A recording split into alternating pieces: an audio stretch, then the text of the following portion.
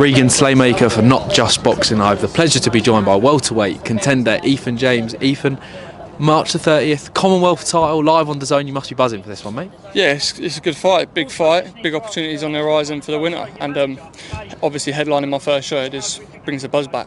Definitely as well, and obviously it's a top tier versus Queensbury. You're the Queensbury side as well.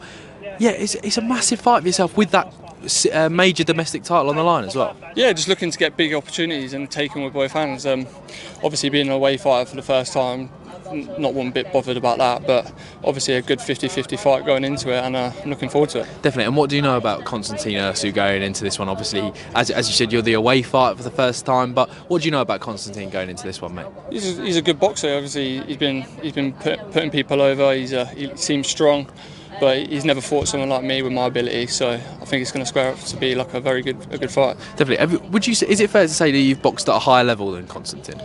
I'd say yeah, as a pro, I've definitely mixed it. I would say I've mixed it with better opponents, but he's probably, I presume he's going to be my best opponent yet. So same with me, I'm going to be his best opponent to date. So it's going to be good to mix it up in there on Sunday night.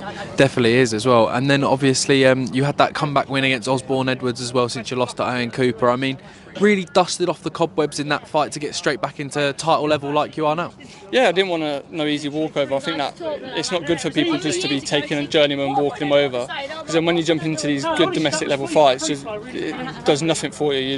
You're padding your head, you're padding your record, and it just does nothing for you. So I wanted to get straight back into someone with a winning record, and he was coming to win, and that blew the cobwebs away. I had no problems with that fight, and yeah, on to this one. Definitely. Is it good for your, like, I don't want to say confidence, it might not be the right word, but to jump straight back in at that level, you prove that you're still at that title level. Like if you drop down to maybe a journeyman level, you still wouldn't know that, but you've proved to yourself that you're still in that title level contention as well. Yeah, I know I'm at that level anyway. I know I'm levels above the performance that I put in with Ian Cooper as well, but just to get back in with a good fight, I was coming to win, undefeated, and I know I needed to be on my performance for that fight.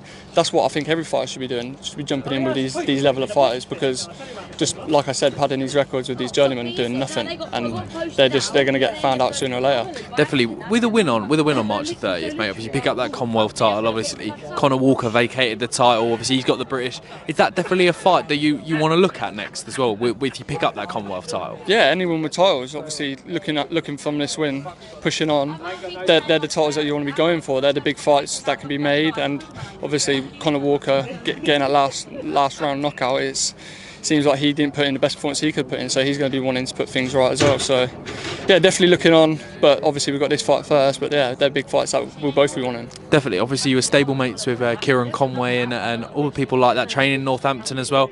My mum is from Northampton as well, so I've got a special side to you guys as well. But what is it like mixing it with those guys day in, day out as well? Yeah, it's good. You can train at the same level as everyone else. He's picking up titles, he's pushing you to want to pick up titles as well. Obviously he's been matching, fighting on big shows, that's where we want to be at. So yeah, we're training together near enough every day now. We're up in Nottingham using altitude training, so we're never far apart. But training with him, yeah, brings me on as well, and all the other lads in the gym. Definitely as well. And how are those spars bit with yourself and Kieran as well? Yeah, good. We've not been really sparring so much discount because we're southpaws, but I used to mix it up with him a little bit when he needs a mover. So yeah, good spars. If there's one person I don't want to box, is Kieran Conway, because he'd just be on the end of a jab for the whole fight. No, thank you. Shout out to you, Kieran, every single time. As well, Ethan, I mean, that was my last one, mate. But any final words for all your fans flocking to York Hall on March the 30th? No, just thanks to everyone that's bought tickets, the sponsors that are behind me, and get another win and a new. Ethan James, you're a star. Thank you very much. Best of luck. Cheers.